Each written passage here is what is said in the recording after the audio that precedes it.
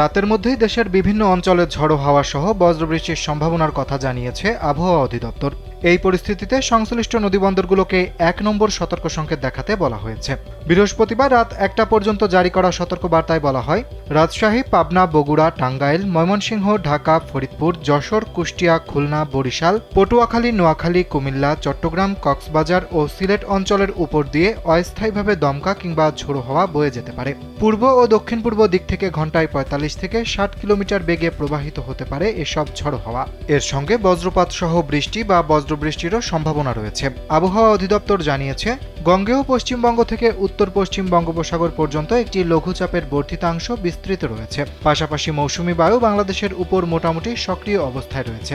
এ অবস্থায় শুক্রবার সকাল পর্যন্ত রংপুর, ময়মনসিংহ, ঢাকা, বরিশাল, চট্টগ্রাম ও সিলেট বিভাগের অনেক জায়গায় এবং রাজশাহী ও খুলনার কিছু এলাকায় বৃষ্টি বা বজ্রবৃষ্টি হতে পারে।